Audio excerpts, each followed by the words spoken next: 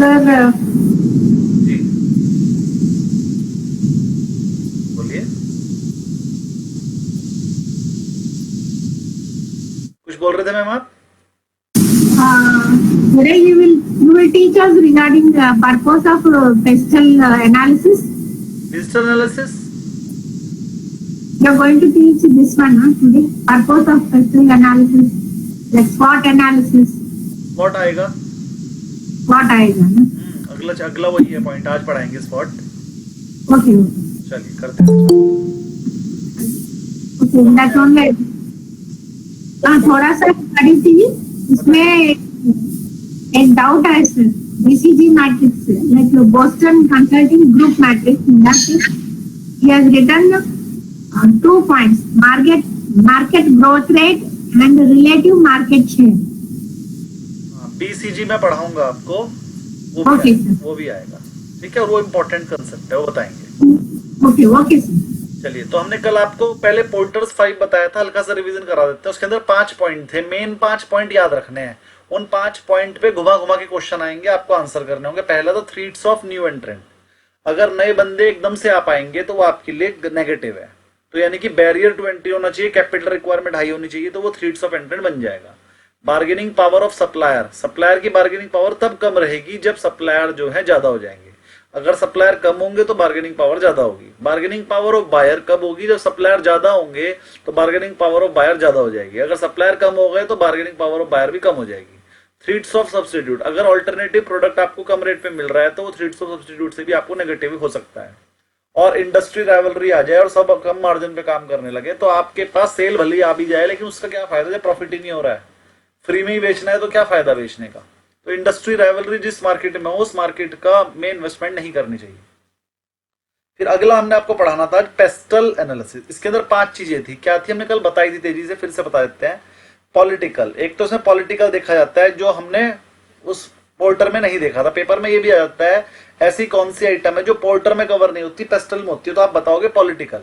Political porter में cover नहीं होती, गवर्नमेंट पॉलिसीज कैसी है, टैक्सेशन कैसी है और रेगुलेशन कैसी है, ये हम पेस्टल में पढ़ते हैं, पॉलिटिकल में। इकोनॉमिक में हम पढ़ते हैं इन्फ्लेशन, इंटरेस्ट रेट और इकोनॉमिक साइकिल से आपके प्रोडक्ट पे क्या फर्क पड़ता है। सोशल से हम पढ़ते हैं डेमोग्राफिक, लाइफस्टाइल चेंज और कल्चरल ट्रेंड कैसा है देश का। जैसे हमारे देश में साड़ी ज्यादा बिकेगी, लेकिन यही साड़ी आप इंडिया के अलावा किसी देश में बेचकर दिखाओ, बिकेगी ही नहीं। लंदन में जाओ, बिकती ही नहीं है, ठीक है ना। तो हमारे देश में आप सूरत चले जाइए, गुजरात चले जाइए, आपको साड़ियों की बहुत सारी मिलें मिल जाएंगी। लेकिन आप लंदन जाइए, पूरे लंदन में जितनी हमारे यहाँ मिलें हैं ना, इतनी शॉप्स भी नहीं मिलेंगी। वहां पर क्या होगा, बहुत बड़े शहर में कोई साड़ी मिलती होगी और वो बस अकेली शॉप होगी साड़ी की, और वो जो नॉर्मल साड़ी हमारे 300-400 की मिल जाएगी, वहां पर 3-4 हजार रुपए की मिलेगी, क्योंकि वो अकेली शॉप है ना। और वो भी ये कहेगा जी भैया पूरे साल में 15-20 पीस बिकते हैं बस मेरे साड़ी के। वो भी सब किस लिए, फैंसी ड्रेस कंपटीशन के लिए बिक जाते हैं, कोई त्योहार आ जाता है तो इंडियंस पहन लेते हैं, तब बिकते हैं। तो ऐसे बहुत कम शॉप्स मिले, क्योंकि वहां का ट्रेंड है ही नहीं साड़ी का। इंडिया में साड़ी का ट्रेंड है तो इंडिया में साड़ी बिकेगी। चलो, बिकनी इंडिया में नहीं बिकेगी, लंदन में सबसे ज्यादा बिकेंगी, क्योंकि इंडिया में उसका ट्रेंड है ही नहीं। तो अब आपके प्रोडक्ट के हिसाब से ऐसा हो सकता है ना, कोई बिकनी वाली कंपनी इंडिया में आके अरबों खरबों लगा दे, फायदा क्या होगा, बिकना ही नहीं है। गोवा में बिक जाएगी, बस 2-4 शहर है इंडिया के जहां बिकेगी, बाकी कहीं नहीं बिकेगी। ऐसी अगर आप लंदन में जाके साड़ी की शॉप खोल दो, वहां पर मिल लगा दो, कोई फायदा होगा। बेचनी तो इंडिया में ही है, तो इंडिया में ही मिल लगा लो। तो कभी भी कोई भी इन्वेस्टमेंट करने से पहले आपको इकोनॉमिक और सोशल भी देखना होता है। सोशल के बाद आता है टेक्नोलॉजिकल। अगर कोई टेक्नोलॉजी चेंज हो जाएगी, जैसे 5G आने वाली थी तो 4G में एयरटेल को लॉस हो गया। ऐसे एनवायरमेंटल, अगर आपके प्रोडक्ट को बनाने से या बेचने से एनवायरमेंट को नुकसान है तो कल को आपकी कंपनी बंद हो सकती है, सरकार उसे बंद कर सकती है। तो लॉज वगैरह चेक कर लेना। और लीगल चीजें आपकी पूरी हो। अगला आता है स्वेट। स्वेट की फुल फॉर्म है, देखो, एस का मतलब है स्ट्रेंथ, डब्ल्यू का मतलब है वीकनेस, ओ का मतलब है अपॉर्चुनिटी और टी का मतलब है थ्रेट। अब इसमें मेन प्रॉब्लम क्या है सर, स्ट्रेंथ और अपॉर्चुनिटी में डिफरेंस क्या, वीकनेस और थ्रेट्स में डिफरेंस क्या। पेपर में यही आएगा कि ये वीकनेस है कि थ्रेट्स, आपको बताना पड़ेगा वो वीकनेस है कि थ्रेट। दोनों देखने में सेम लगते हैं, दोनों देखने में सेम लगते हैं, लेकिन क्या डिफरेंस है वो जरा आज देख लेना। तो chapter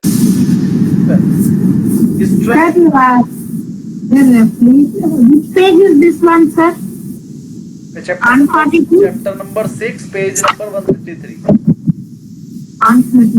starting of the lesson. तो we are going through the SWOT analysis. The full form of the SWOT analysis is strength, weakness, opportunity and threat. Let's discuss what's the strengths. Strengths internal factor, इसको internal factor को block बनाइए. Internal factors giving the company and edge. Edge का मतलब है उनको एक positive point दे रहा है, उनको एक प्लस पॉइंट देता है, जो जो उसके अपना इंटरनल फैक्टर था. ये इंटरनल फैक्टर क्या हो सकता है आप बताइए. इंटरनल फैक्टर जैसे कि पॉपुलैरिटी ऑफ ब्रांड.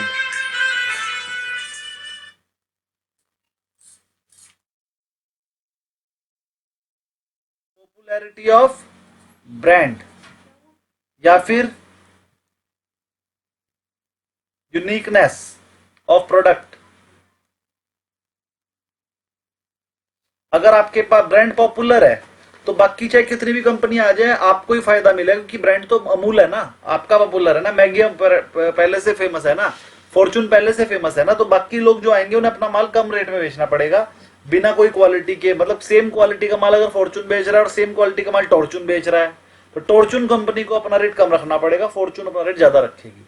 सबको क्लियर? एच के साथ में क्या लिखा आपने? एज पे मैंने लिखा आपको पॉजिटिव पॉइंट, आपके लिए कुछ प्लस पॉइंट है. जैसे आपके ब्रांड की वैल्यू है, आपके ब्रांड पॉपुलर है, या फिर आपके पास कोई यूनिकनेस है. यूनिकनेस मतलब आपके पास कोई ऐसी चीज है जो औरों के पास तो है ही नहीं, है ना.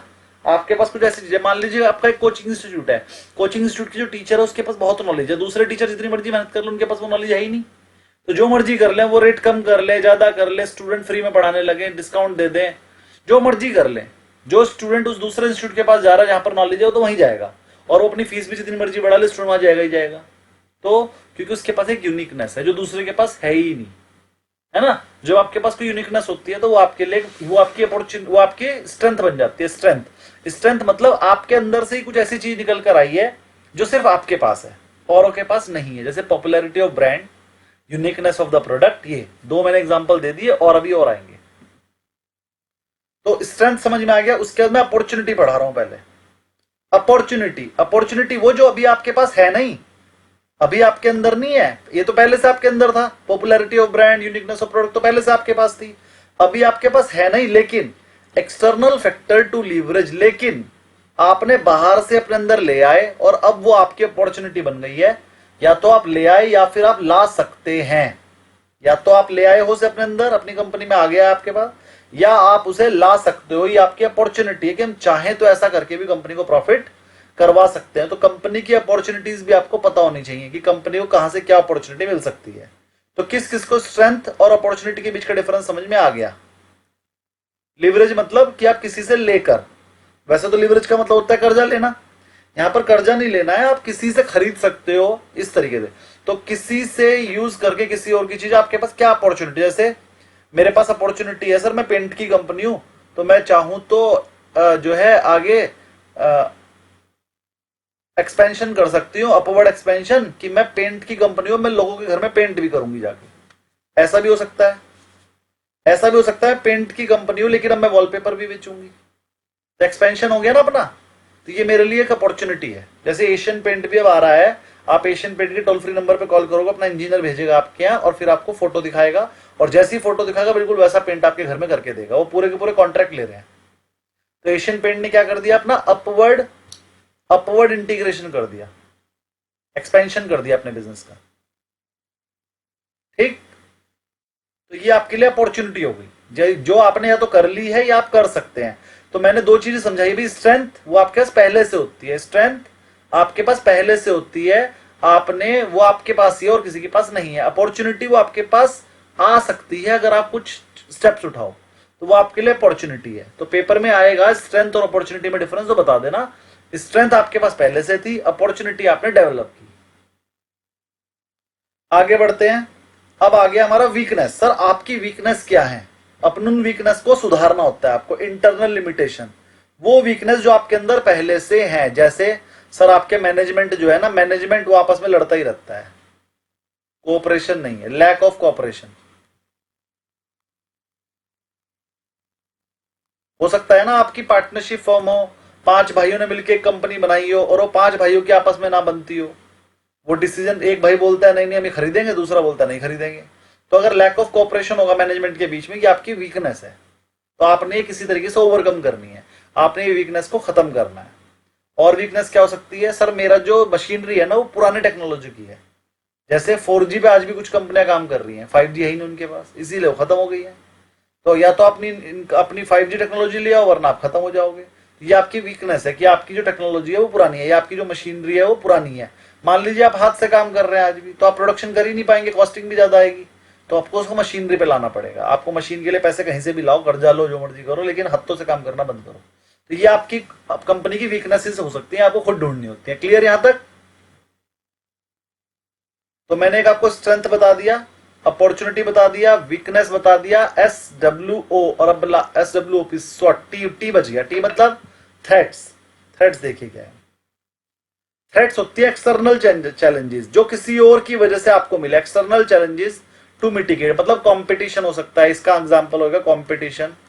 कंपटीशन बहुत ज्यादा है, आप झेल नहीं पा रहे, या फिर दूसरे बंदे के पास एक्सेस कैपिटल है, आपके पास कम है, तो इसे बोलते हैं लेस कैपिटल।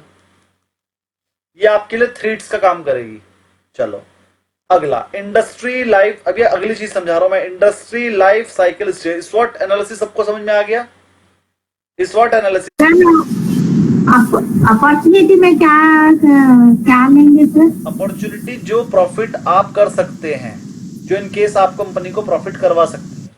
अपॉर्चुनिटी में हम ये ले सकते हैं कि हम अमलगमेट कर सकते हैं किसी कंपनी के साथ, हम एक्सपेंशन कर सकते हैं, हम कोई अपनी जो लॉस मेकिंग स्टेब्लिशमेंट है, कोई हमारी एक ब्रांच है जो लॉस में, उसे बंद कर सकते हैं। ये भी आपके लिए अपॉर्चुनिटी होती है। इससे भी आपको बेनिफिट होगा कि एक कंपनी से हमें लॉस और हमने उठा के बंद कर दिया, तो वो लॉस तो बंद हुआ कम से कम।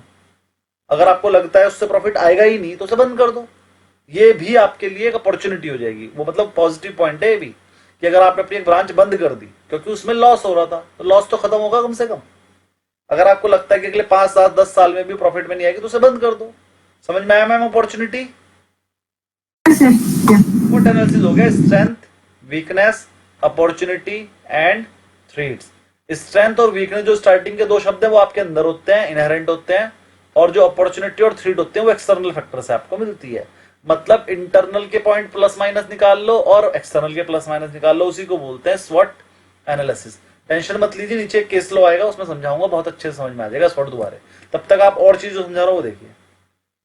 अगला है इंडस्ट्री लाइफ साइकिल। देखो इंडस्ट्री की एक साइकिल होती है, जैसे पहली ये इंडस्ट्री शुरू हुई तो शुरू में ना एकदम से ग्रोथ स्टेज पे होगी, वैसे जो ये वाली स्टेज होती है इसे बोलते हैं इंट्रोडक्शन स्टेज। इंट्रोडक्शन स्टेज में क्या होता है, फिर उसके बाद हाई इन्वेस्टमेंट हो चाहिए होती है आपको शुरुआत, क्योंकि इंट्रोडक्शन हुआ है तो नया नया कंपनी चली है, तो इन्वेस्टमेंट हाई चाहिए होता है, और कंपटीशन कुछ होता नहीं है, मार्जिन भी ज्यादा होते हैं। फिर वो धीरे धीरे इंट्रोडक्शन स्टेज से वो इस वक्त ग्रोथ बहुत ज्यादा होती है, इसे बोलते हैं ग्रोथ स्टेज।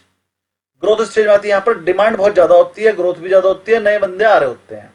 फिर थोड़े दिनों बाद ये ग्रोथ हो जाती है कम, और ये मैच्योरिटी लेवल पर आ जाता है, यहाँ से ये मैच्योरिटी हो गया बस। फिर थोड़े दिन ना ये बढ़ती नहीं है, मतलब सेल इतनी रहती है, इसे बोलते हैं मैच्योरिटी स्टेज। मैच्योरिटी स्टेज के बाद फिर थोड़े टाइम बाद कंपटीशन बढ़ने लगता है और डिक्लाइनिंग स्टेज में आ जाता है, ऐसे इसे बोलते हैं डिक्लाइनिंग स्टेज। तो हमें कब कंपनी से एग्जिट कर देना चाहिए? जब वो मैच्योरिटी स्टेज पे आ जाए तो हमें एग्जिट कर लेना चाहिए। पेपर में यही आएगा कि कब आपको उस कंपनी में से एग्जिट कर लेना चाहिए, जब आपको लगे कि वो मैच्योरिटी लेवल पर आ गई, अब डिक्लाइनिंग शुरू होने वाली है, तो आपको वहां एग्जिट कर देना चाहिए स्टेबल प्रॉफिट पे। चलो इसे फिर से पढ़ना शुरू करते हैं। इंट्रोडक्शन स्टेज में हाई इन्वेस्टमेंट लगेगी, ग्रोथ स्टेज में डिमांड इंक्रीज हो रही होगी, न्यू एंट्रेंट आ रहे होंगे, और हाई प्रॉफिट होता है उस टाइम पर। हाई प्रॉफिट लिख लीजिए अपने पास, हाई प्रॉफिट हाई मार्जिन।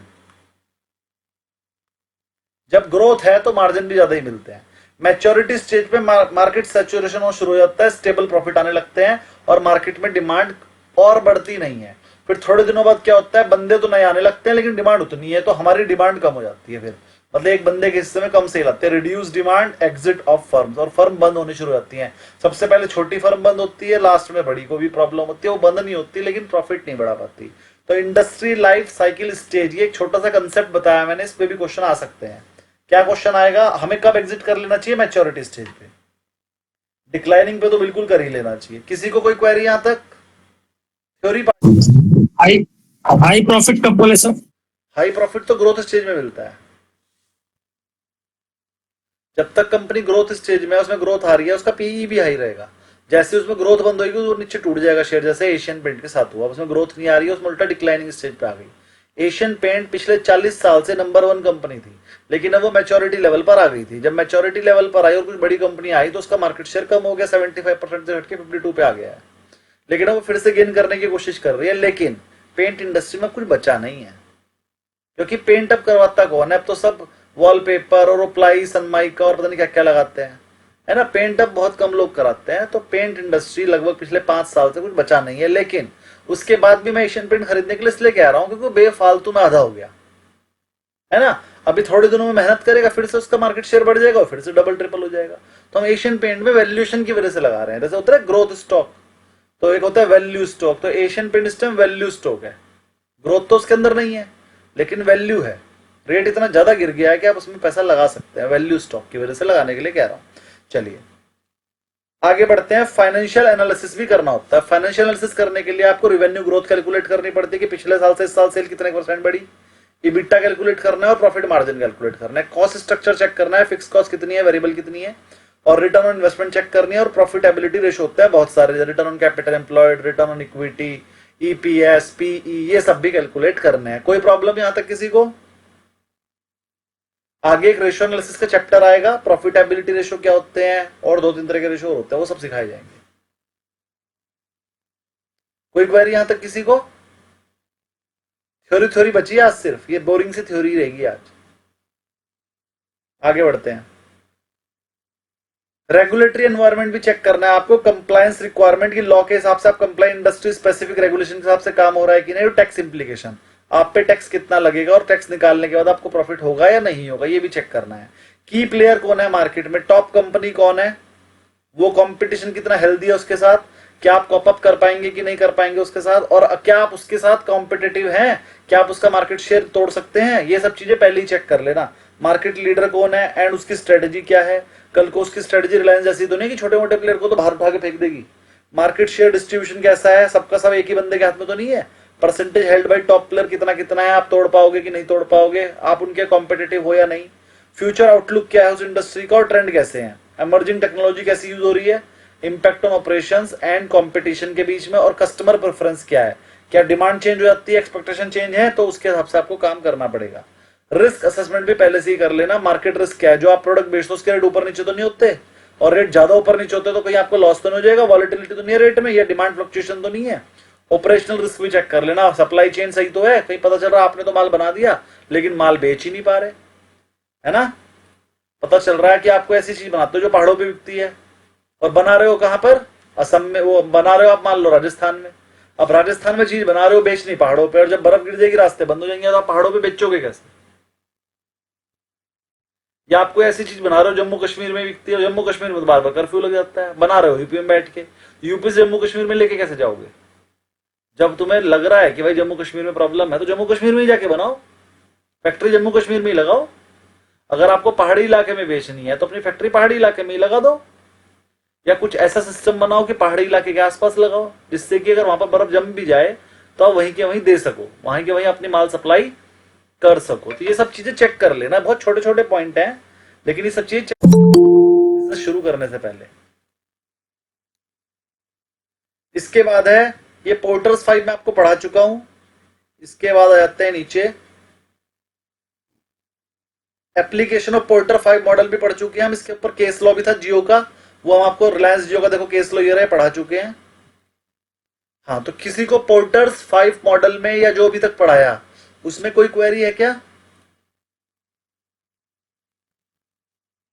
किसी को कोई क्वेरी? रिलायंस वाला केस लॉ समझ में आ गया? नहीं है। अरे रिलायंस वाला केस लॉ जो कल बताया था,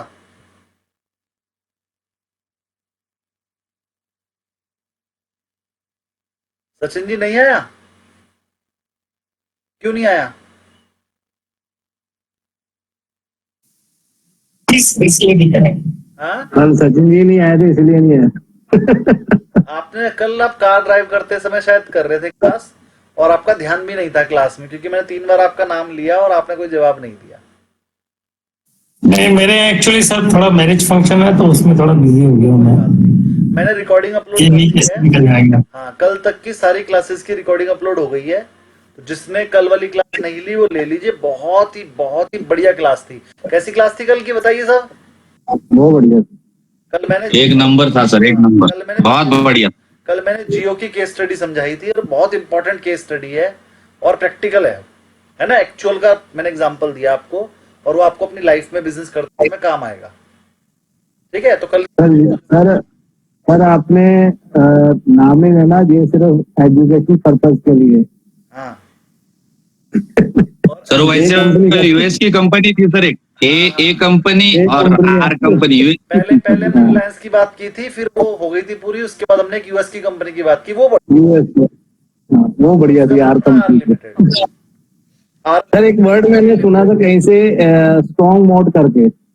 हाँ स्ट्रॉन्ग मोड करके ना एक वर्ड था कोई, वो कहते हैं कि आपकी जो जैसे कंपनी है तो उसमें भी ये मतलब एक बेनिफिशियरी पॉइंट है कि जो चीज आप कर रहे हो तो वो कोई और नहीं कर रहा, इसके लिए वो स्ट्रॉन्ग मोड, जैसे किले के आसपास जो बनाते हैं ना, जैसे तो पानी बना दिया या दरिया बना दिया ताकि कोई अंदर ना घुस सके, तो वैसा करके वर्ड सुना था।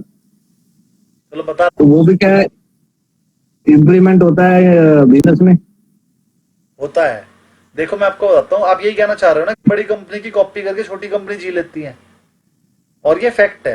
मैं आपको बताता हूँ, गांव में आप कभी भी जाओ तो पता है क्या करता है, अरे मेरे पड़ोसी ने पानी दिया है तो मैं भी दूंगा, अरे मेरे पड़ोसी ने कटवा दी फसल तो मैं भी कटवा दूंगा, अरे मेरे पड़ोसी ने पॉपुलर के पेड़ 10 साल में कटवाया तो मेरे को भी 10 साल में कटवाना। उसे नहीं पता 10 साल में कटवा के फायदा है कि 15 साल में, लेकिन वो छोटा किसान है, उसे इतनी नॉलेज नहीं है, वो बड़े किसान को फॉलो करता है। क्योंकि बड़ा किसान ने अरबों खरबों खर्च किए हैं, वो तो सोच समझ के 10 जगह पता करके कर ही रहा है काम। छोटा किसान तो बस उसे फॉलो कर रहा है। नहीं सर, वो है कि आपका कोई कंपटीटर पैदा ना हो, उसके लिए उसने वर्ड यूज किया था। वो स्ट्रॉन्ग मोड। ना मैं सर्च वर्च करके सर वो मोट है सर, MOAT करके मोट है ये। एक्चुअली वारन बफेट जी एक्चुअली बोलते हैं कि अगर मुझे कोई कंपनी में इन्वेस्ट करना है तो वहां पर मुझे मोट चाहिए। उसका मतलब है कोई वहां पर घुस ना पाए। जैसे कि एप्पल है, एप्पल एक जगह पर घुस जाता है, उसका ब्रांड वैल्यू उसका मोट है या यूनिक सेलिंग पॉइंट ऐसा होना चाहिए क्योंकि कोई और एक्चुअली उस जगह पर ना घुसे, ना ऐसा घुस ना सके, उसको कॉपी ना कर। चलो कोई पेटेंट हो Can I सकता tell है। you the meaning of mode, sir? मैंने ये वर्ड सुना नहीं है कभी। अभी जब सर मुझे बताएंगे क्या वर्ड है तो मैं फिर उसको कहीं ढूंढ ढांड के उसकी रिसर्च करके फिर आप लोगों को बताने की कोशिश करूंगा। I will tell you, sir. हाँ, आप मुझे व्हाट्सएप डालिएगा, मैं सर मोड एक्चुअली ऐसा है कि अभी आप बाहुबली पिक्चर देखे ना सर, वहां पर जब वो घुसने की कोशिश करता है वहां पर इतना सारा वहां पर क्रोकोडाइल्स है और वहां पर एरोस है वगैरह। तो मेजरली क्या है कि आप उसके अंदर घुस ना पाओ, उसके लिए एक्चुअली वो एक वर्ड है मोड। तो मोड मेजरली वारन बफेट जो यूज करते हैं वो बोलते हैं कि मेरे को उसी कंपनी में इन्वेस्ट करना है जहां पर यूनिकनेस ऐसा हो कि कोई, जैसे कि एक कोई कंपनी का पेटेंट हो, तो जब पेटेंट एंट्री बैरियर होने चाहिए। एंट्री बैरियर, ये एंट्री बैरियर ऐसा एक्चुअली बहुत सारा चीजें हैं जो वो बोलते हैं। मुझे कोई ना कोई ऐसा चीजें चाहिए जिसके वजह से वो यूनिकनेस आए, जिसके वजह से मेरे को वैल्यू ज्यादा मिले, ताकि वो Yes, इन्वेस्ट सके और उनको Uniqueness, values, entry barrier, patent. हाँ, एंट्री बैरियर हो सकता है, पेटेंट हो सकता है, हाई कैपिटल रिक्वायरमेंट हो सकता है, गवर्नमेंट रेगुलेशन High हो सकती capital. है, यूनिकनेस के लिए सब चीजें होती हैं। हम कल पढ़ा चुके हैं कल आपको ना। चलिए आगे बढ़ते हैं थोड़ा सा। चल जा। हाँ जी, चलिए बहुत बढ़िया, लेकिन ये चलने को मना कर देता है बीच बीच में। आ जाएगा, sir. ये रस देता है मुझे बीच बीच में। Yes, sir. So that you will have a little bit of water. यही करता हूँ मैं जब भी ऐसा होता है। तो है सीधा जो 44 डिग्री टेम्परेचर चल रहा है। पानी तो पता नहीं टेम्परेचर क्या इतना ज्यादा हो रखा है ना कि एसी भी हाँ। कर रहे हैं। कैसी भी जवाब देंगे। हाँ, Yes, sir. Also is not working. मैं सुबह कार से गया, एक जगह जाना पड़ गया मुझे, तो 2 घंटे तक मैं एसी चला के रखा, अकेला था पूरी कार में, सारे एसी अपनी तरफ मोड़ लिए। उसके बाद भी मैं कह रहा हूँ ये एसी खराब हो गया, गर्म हवा दे रहा है। भैया मैं परेशान हो गया और आते हुए वो ठंडी देने लगा, आते हुए शाम हो गई थी मुझे। अभी मेरा जो एसी है इस टाइम मैं रूम में बैठा हूँ 30 पे चला रखा है, तो मेरी ठंड लग रही है। 30 से ज्यादा हो नहीं सकता टेम्परेचर, तो बंद नहीं करना चाह रहा बस मैं। और दिन ही एसी 24 पे भी गर्म हवा दे रहा था। सही बात, ये हाल 44 डिग्री टेम्परेचर चल रहा है, तो वो सारी हवा ही गर्म है। हाँ। अभी 3 दिन और है। अभी तो बिल्कुल आग लगी हुई है। चलिए जी देखते हैं।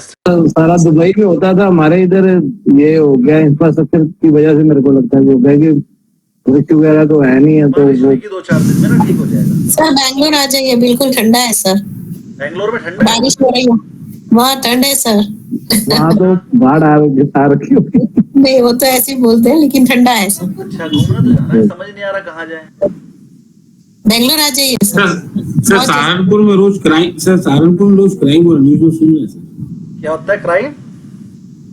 क्राइम हो रहा है रोज, कहीं गोली चल रही है, किसी का मर्डर हो गया। अरे होता ही होता, हर शहर में होता है, सहारनपुर को क्यों बदनाम कर रहा हूँ? पर सहारनपुर में ज्यादा हो रहा है सर, अभी 5-6 दिन से न्यूज ज्यादा आ रही है सहारनपुर हमने की। तो सुना नहीं। अपने वो चैनल बंद करके रखा होगा। नबारा टाइम्स मारा सर। हो सकता है, लेकिन मैंने नहीं सुना। चलो हम तो वो डिस्कस। न्यूज में आ रहा है सर, न्यूज में आ रहा है। अच्छा क्या? मिल्की बार नहीं मिलने से दुकान वाले को पकड़ लिया गया करके। मिल्की बार, ओके। सही कह रहे हैं। नहीं मेरे पास तो मिल्की बार बहुत सारी है, लेकिन मेरे पास तो पूरे महीने का स्टॉक रखा है अभी भी। अच्छा कितनी सारी चीजें तो बिकनी शुरू हो गई होंगी ना मेरी क्लास के बाद। जैसे मिल्की बार अगर किसी ने नहीं बिकी होगी, वो ढूंढ कर मिल्की बार तो जिसने नहीं खाई वो पहले खाते थे, लेकिन अब मिलती नहीं है यहाँ पे। हाँ वो नहीं सर, हमें भी मिल्की बार अच्छा लगता है सर। हाँ, मिलती नहीं, रखता नहीं है कोई सर। मिल्की बार ना ऑनलाइन ऑर्डर करके मंगाओ, ऑनलाइन में सस्ती भी है अमेज़न। सर सबसे बढ़िया सर, चॉकलेट को दूध में डुबा दो, मिल्की बार हो गई। सर आज एक और न्यूज सुनी थी, एक बंदे को उसके फादर का वो पेपर वगैरह मिले, वे सब्जी सब में रखी थी उसने, तो 1 लाख के JSW के शेयर मिल गए उसको। उसकी जो कीमत थी वो आज की डेट में उसको 80 करोड़ रुपया में बिक रही है उसकी। बढ़िया है वो तो। हाँ सर, ये न्यूज बहुत जोर फ्लोट हुई है सर। सर वो नेट पे वो वायरल हो रखी है। हाँ उसने बंदे ने ट्विटर पे उसको किया। चलो चल गया जी, चल गया, पढ़ लो।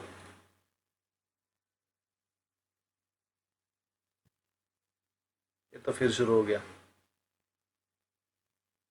सर एक सवाल पूछूं क्या मैं? हाँ हाँ पूछिए पूछिए, बहुत टाइम है आज। सर ये डीमटेरियलाइज्ड शेयर्स का परसेंटेज कितना है टोटल शेयर्स के मुकाबले? डीमैट में कितने आ चुके हैं?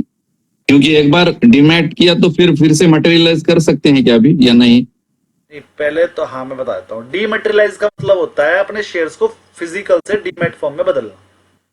हाँ और मटेरियलाइज फॉर्म का मतलब होता है डीमैट शेयर जो है आपके, जो पहले से डिजिटल फॉर्म में है उनको फिजिकल फॉर्म में बदलना। अब सेबी ने ये बोल दिया है कि प्राइवेट कंपनी भी अपने शेयर को मटेरियलाइज करेगी, डीमटेरियलाइज करेगी। मतलब अब आप ऐसे शेयर नहीं रख पाओगे कि भैया मेरे पास शेयर है, मेरे पास शेयर तो है लेकिन वो मेरे फिजिकल फॉर्म में, मतलब फिजिकल फॉर्म में तो अब आप शेयर रख ही नहीं पा रहे हो। बिल्कुल छोटी छोटी कंपनियां हैं, 5 लाख 2 लाख 10 लाख की प्राइवेट कंपनियां, वो रख सकती हैं बस। अगर कोई प्राइवेट कंपनी के भी रूल आ गया कि इतने लाख करोड़ से ऊपर होगी तो उसे भी मटेरियलाइज करना ही, डीमटेरियलाइज करना ही पड़ेगा। तो आपका क्वेश्चन बोलिए क्या था? हाँ वही कि कितने परसेंट शेयर अभी तक डीमटेरियलाइज हो चुके हैं ऐसा, कंपनी वाइज या फिर पूरा शेयर मार्केट वाइज? होंगे, डेटा मेरे पास नहीं है और अभी नहीं आया कहीं से निकलकर, इसलिए मुझे पता नहीं है। लेकिन सेबी ने टाइम दिया हुआ है 3 साल का, 3 साल में सबको डीमटेरियलाइज करना ही करना है। ओके। और 1.5-2 साल उसमें से निकल चुके हैं। तो मेरे हिसाब से नहीं अभी जैसे ये न्यूज आपने वो उन्होंने कही कि JSW के शेयर्स 1 लाख के खरीदे, अभी उसके 80 करोड़ है, तो वो तो फिजिकल फॉर्म में होंगे शायद जब फिजिकल फॉर्म में होंगे। 3 साल का टाइम है, जब 3 साल बाद अगर कोई जाना जिसने नहीं कराए होंगे तो वो इन्वेस्टर फंड में चले जाएंगे। तो उसको फिजिकल फॉर्म में मिले हैं, वो सर्टिफिकेट मिले हैं जो पुराने पहले चलते थे ना 1990 में। हाँ तो वो डीमेट हो जाएंगे, कोई बात नहीं। हाँ सर ये वो पता कैसे करेगा चलेगा मतलब कि उसको? अपने ब्रोकर को देगा या मतलब कैसे वो उसको करेगा कन्वर्ट? सबसे पहले वो कंपनी डायरेक्ट कांटेक्ट करेगा, कंपनी से कांटेक्ट करके उसे कहेगा सर मेरे पास ये फिजिकल सर्टिफिकेट है, उसमें सर्टिफिकेट नंबर होगा, और वो कहेगा सर इसे मेरे नाम पे ट्रांसफर कर दो। कंपनी पूछेगी जिसके नाम पे शेयर है वो आपके कौन थे, उनका डेथ सर्टिफिकेट और ये प्रूफ कि आप ही इसके लीगल हायर हो, तो उनको विल अगर कोई होगी या मतलब कुछ भी एनओसी वगैरह भाई बहनों की सबकी चाहिए होगी, वो सब करने के बाद वो उनके नाम पर ट्रांसफर हो जाएंगे डीमेट फॉर्म में। और डीमेट फॉर्म में आते सबसे और पहले सर एक टाइम नहीं होता कि जैसे कि कंपनी ने टाइम दिया होता कि इसको डीमेटेरियलाइज करना, तो वो सारे शेयर कंपनी को दे दे ताकि वो उनको ऑनलाइन ट्रांसफर कर सके? सर जब आप अपने आईडी वगैरह दोगे, डीमेट नंबर दोगे, तभी तो कंपनी कुछ करेगी। अदरवाइज वैसे वो वैलिड ही रहते हैं जब तक ना करवा सके, जैसे 1990 के मिले हैं वो। सेबी ने 3 साल का टाइम दिया है, 3 साल बाद जो नहीं आएंगे लोग उनका सारा खत्म हो जाएगा और वो इन्वेस्टर प्रोटेक्शन फंड में हो जाएगा। फिर उसके लिए भी 3-4 साल का टाइम होगा कि चलो अगर अभी भी तुम 3-4 साल में अपना सर्टिफिकेट लेके आओगे तो इन्वेस्टर प्रोटेक्शन फंड में से पैसा निकाल के तुम्हें दे देंगे, उसके बाद तो मिलती है। चलिए सर मेरा ना मेरे को वो आता है, डिविडेंड आता है सर हाँ एनएचपीसी का। हाँ मैंने कभी आज से 10-15 साल पहले खरीदा होगा, लेकिन उसके कोई रिकॉर्ड्स मेरे पास नहीं है, लेकिन चेक के फॉर्म में डिविडेंड आता है, तो उसको क्या करना है सर? मैं आपको व्हाट्सएप करूं क्या सर? चेक की फॉर्म में डिविडेंड आता है तो मतलब आपके पास फिजिकल सर्टिफिकेट होने चाहिए एनएचपीसी के। तो नहीं है ना सर, वो पता नहीं कहाँ है, बहुत पुराना है। बता रहा हूँ, एनएचपीसी को मेल लिखो कि सर मेरे को इतने रुपए का डिविडेंड आया, और उसमें आपका नंबर भी आया होगा, आपका ना वहां पर कुछ ना कुछ शेयर होल्डर नंबर है, तो डिविडेंड जब आ रहा है अकाउंट नंबर लिखा है सर, उसमें आपका शेयर होल्डर का नंबर लिखा होगा, ISIN कोड भी लिखा होगा, वो वाले कोड उस कंपनी को बता दो, वो शेयर बता देगी इतने।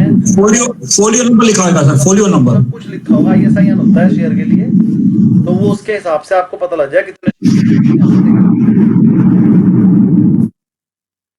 हाँ फोलियो नंबर है, करेक्ट सर, ठीक है। वो कंपनी को बता दो मेल पे, और कंपनी आपके अकाउंट में डीमैट अकाउंट में डाल देगी शेयर। ठीक है, जल्दी करवा लेना, आप नहीं करवाना है, बच्चों को तो बड़ी प्रॉब्लम हो जाएगी। ठीक है सर। NHPSC अल्ला और रेस्पेक्टिव कंपनी। NHPC की बात चल रही थी, क्या पूछ रही हैं आप? ओके NHPC बढ़िया कंपनी है, NHPC गवर्नमेंट की है, हाइडल वगैरह से रिलेटेड है, national hydel power power hydel power corporation corporation limited. चलिए एक नई केस स्टडी पढ़ा रहा हूँ, बहुत ही बढ़िया। कल जियो की पढ़ाई थी, मजा आया था ना? और कल यस सर। एक बात बोली थी मैंने कि एक केस स्टडी और पढ़ाऊंगा, और ये दोनों केस स्टडी मैंने बड़ी मुश्किल से और बहुत सोच समझ के बनाई थी, तो पूरे बुक में 2 ही केस स्टडी जो बढ़िया लगेंगी आपको। दूसरी केस स्टडी मैं एप्पल पे बनाई है, हमेशा फेमस चीजों पे ही मैं बात करता हूँ, तो एप्पल की केस स्टडी पढ़ते हैं थोड़ी सी। Case study application of Porter's 5 model ही सिखा रहा हूँ दोबारा से, पोर्टर वाला 5 मॉडल लगा रहा हूँ। किस पे? ये पेज नंबर कौन सा है? ये है पेज नंबर 136। केस स्टडी सिखा रहा हूँ स्मार्टफोन इंडस्ट्री पे, जिसमें मैं एप्पल से रिलेटेड इस केस स्टडी है। जरा देखते हैं, the global smartphone industry is highly competitive. जो ग्लोबल स्मार्टफोन की इंडस्ट्री है वो बहुत कॉम्पिटिटिव है, with major player like Apple है, वहां पर सैमसंग है, Xiaomi है, गूगल भी है, dominating the market. The industry is driven by innovation, brand strength and supply chain effectiveness. Threats क्या है? Threats of new entrant check करते हैं कितनी है सर। बैरियर्स टू एंट्री क्या है? हाई R&D कॉस्ट है, कोई भी आपको बनाना है तो वहां पर रिसर्च एंड डेवलपमेंट की कॉस्ट बहुत ज्यादा है। डेवलपिंग कटिंग एज स्मार्टफोन, सबसे पहले तो आपको स्मार्टफोन टेक्नोलॉजी के हिसाब से कुछ बनाना पड़ेगा। रिक्वायर्स बिलियंस इन इन्वेस्टमेंट, क्या इन्वेस्टमेंट बहुत ज्यादा है, तो नया प्लेयर तो एकदम से आएगा नहीं। स्ट्रॉन्ग ब्रांड लॉयल्टी, देखो ये 4 नाम मैंने आपके सामने लिए है ना, एप्पल, सैमसंग, Xiaomi और गूगल, ये 4 ही प्लेयर बिकते हैं, इसके अलावा कोई 5वां बिकता ही नहीं है। कितने सारे ब्रांड है मार्केट में, लेकिन आप कोई नहीं खरीदते। आप सबके पास इन 4 ही का होगा, जो भी होगा आपके पास कोई भी मोबाइल होगा इन 4 ब्रांड का ही होगा, 5 आप लेते नहीं, चाहे वो कितने भी कम रेट का हो। तो एक फायदा ये भी है स्ट्रॉन्ग ब्रांड लॉयल्टी, 4-5 ब्रांड जो ये है ना, इन्हीं की लॉयल्टी चल रही है और लोग कुछ और खरीदते ही नहीं है। जिसमें भी एप्पल इकोसिस्टम जो है ना, उसने अपना iOS अलग से डेवलप कर लिया, ऐप स्टोर अलग से डेवलप कर लिया और iCloud डेवलप कर लिया। कीप यूजर्स लॉक, इसकी वजह से उसका यूजर जो है उसी के पास रहता है, पहले वो एक एप्पल चलाता है, जब वो एप्पल से बुरा है तो दूसरा एप्पल खरीद के खा लेता है, लेकिन खाएगा एप्पल ही, मैंगो कभी नहीं खाएगा। इकोनॉमीज ऑफ स्केल, देखो ये 4 प्लेयर जो मैंने नाम लिया ना, ये बड़े बड़े प्लेयर है। जब ये मोबाइल फोन बनाते हैं, क्योंकि ये करोड़ों की तादाद में बनाते हैं, इनको पड़ता है सस्ता, लेकिन जब कोई नई कंपनी आएगी वो इतनी ज्यादा नहीं बनाएगी, उसको पड़ेगा महंगा। Giants like Apple and Samsung have cost advantage in production and marketing. चलो पेटेंट प्रोटेक्शन, और ये पेटेंट भी करा के रख लेते हैं। Apple owns numerous patent that limits new entrant, तो दूसरा बंदा आ ही नहीं सकता उसकी ऐसी चीज बनाने के लिए। Due to high capital requirement, strong brand pressure and technological expertise, the threats of new entrant is low, यानी कि स्मार्टफोन इंडस्ट्री में नए बंदे एकदम से नहीं आ पाएंगे। अगला पॉइंट, अगला है bargaining power of supplier. Check करते हैं कैसे। अब ये बहुत बढ़िया स्ट्रेटेजी बता रहा हूं, ध्यान से पढ़िएगा, और ये किसी को नहीं पता, जो बताने वाला हूं। Apple depends on companies like TSMC। Chip किससे खरीदती है वो? TSMC से चिप खरीदती है। सैमसंग से खरीदती है वो एलईडी स्क्रीन। ये बात शायद आपको कभी पता भी नहीं थी कि जितने भी एप्पल फोन है उसमें जो स्क्रीन लगी हुई है वो बना के देता है। तो मेरे हिसाब से अगर आप एप्पल को सिर्फ इसलिए खरीद रहे हो कि सर उसकी स्क्रीन बढ़िया है, उसका कैमरा बढ़िया है, तो फिर सैमसंग खरीदो। सैमसंग ही तो बना कर एप्पल को दे रहा है, इसीलिए मेरे पास सैमसंग की फोन है। एप्पल भैया मैं खरीदता नहीं, इतना महंगा क्यों खरीदना, लेकिन सैमसंग से पीछे मैं हटता नहीं हूँ। पिछले 10 साल से मैं सिर्फ सैमसंग चला रहा हूँ। अभी मैंने 1-2 महीने पहले नया फोन लिया है, तो इससे पहले मेरे पास सैमसंग था और अब दोबारा मैंने सैमसंग ही ले लिया। तो उसके से स्पीकर में दिक्कत आ जाती है सैमसंग? नहीं, मेरे वाले में नहीं आ रहा, और पिछले 10 साल से मेरे पास सैमसंग है, मुझे कोई प्रॉब्लम नहीं। जो पुराना वाला फोन था मेरा वो भी ठीक था, वो मैंने वाइफ को दे दिया और मैंने नया ले लिया। मतलब वो पुराना वाला भी अभी चल रहा है, 5-6 साल तो कम से कम उस फोन को ही गए होंगे, और उससे पहले भी मेरे पास सैमसंग ही था। पिछले 10 साल में मेरा तीसरा फोन है, और तीसरा फोन भी मेरा सैमसंग ही है। चलिए मैं मतलब जब आप लोग सैमसंग खरीदें, सिर्फ मैं बता रहा हूँ कि मेरे पास सैमसंग है ना, कुछ भी मैं रिकमेंडेशन नहीं दे रहा हूँ कि खरीदो, जो आपको अच्छा लगे वही खरीदिए। तो मैं बता रहा था Apple depends on company TSMC chip के लिए और सैमसंग OLED स्क्रीन के लिए एंड फॉक्सकॉम असेंबल के लिए। लिमिटेड सप्लायर है, only few companies can produce high quality smartphone and giving them power. Apple की लीवरेज क्या है sir? Apple order in bulk and can switch supplier. Example shifting chip production to TSMC से लेने की जगह पर हो सकता है इंटेल से ले ले, है ना। तो एप्पल के पास क्या है, ऑर्डर बहुत ज्यादा है, तो ऑर्डर ज्यादा होने की वजह से वो फट से सप्लायर स्विच कर सकता है। स्विच करने से उसे कॉस्टिंग कम पड़ जाती है, वो बार्गेनिंग कर लेता है। तो बार्गेनिंग पावर ऑफ सप्लायर क्या है? मॉडरेट है, कि भैया वहां पर ज्यादा बंदे तो है नहीं भैया, या तो TSMC से ले ले, इंटेल से ले ले, 2 ही तो बंदे हैं, और कोई तो एप्पल को प्रोडक्शन दे ही नहीं पाएगा। तो इसलिए ज्यादा ना होने की वजह से bargaining power of supplier moderate है। तो कंक्लूजन ये निकला, Apple has strong bargaining power, but due to reliance on key supplier these forces moderate. Sir 2 point मेरे हिसाब से आपको समझ में आ गए होंगे, ये 2 पॉइंट आपको मेरे हिसाब से समझ में आ गए होंगे। यहां तक कोई क्वेरी किसी को? रेट को बताइए ना सर। अभी सर आए कहां उस पे? अभी 2 पॉइंट हुए, उनमें कोई प्रॉब्लम? वेरी गुड, आगे देख। आगे बार्गेनिंग पावर ऑफ बायर, वो बहुत हाई है। आपको भी पता है, जब आप खरीदने जाते हो मार्केट में, उसे बताते हो अरे भैया सैमसंग का क्यों लूं, वो रियलमी का इतने का मिल रहा है, उसका तो सप्लाई, उसका तो प्रोसेसर भी इतना मिल रहा है। इस तरह से मार्केट में कंपटीशन है, क्योंकि कंपटीशन ज्यादा है तो इसलिए बायर की बार्गेनिंग पावर ज्यादा है।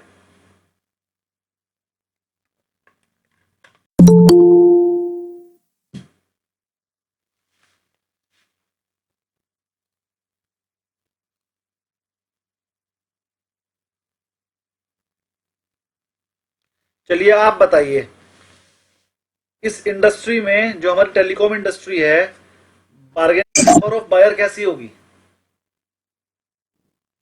बहुत अच्छी। मतलब बार्गेनिंग पावर ऑफ बायर होगी ज्यादा, है ना। और कंपटीशन कैसा होगा? कम, बहुत ज्यादा। कंपनी ज्यादा, कंपटीशन बहुत ज्यादा है, कंपनीज के बीच में कंपटीशन ज्यादा है, तभी तो बार्गेनिंग पावर ऑफ बायर भी ज्यादा है। 500 रुपए पे मोबाइल बिक जाते हैं 50,000 वाले। जब 50,000 का मोबाइल आप खरीद के लेके आते हो ना शोरूम से, तो शोरूम वाले से मैं पूछता हूँ भाई तूने कितने कमा लिए? 50,000 कमा लिए, पार्टी दे। अरे गुप्ता जी 500 रुपए तो कमाए हैं। 500 रुपए पे मोबाइल बिक रहा है 50,000 रुपए का, एप्पल का फोन बिक रहा है 5,000 रुपए के मार्जिन पे, जिसका ढूंढना लाना बड़ा मुश्किल है। पीछे से एडवांस पेमेंट करो, 20 दिन बाद मिलता है, तो जाके वो 5,000 बचा रहा है उस पे बेच के, और अगर नहीं बिका तो 1,00,000 1.5 लाख घुस गए। मान लो नया मॉडल आ गया, पुराना मॉडल बिकता ही नहीं है, फिर कम रेट में बिकता है, रेट गिर भी जाते हैं। ये सारी टेंशनें लेने के बाद भी वो 500, 700, 1000, 2000, 5000 रुपए पीस पे बचा रहे हैं। महंगे पीसों पे 2-3 हजार रुपए, 5000 रुपए, छोटे पीसों पे 200 से लेके 1000 रुपए मैक्सिमम। इतना कंपटीशन है। चल भैया ठीक हो जा, आगे बढ़ाना है हमें।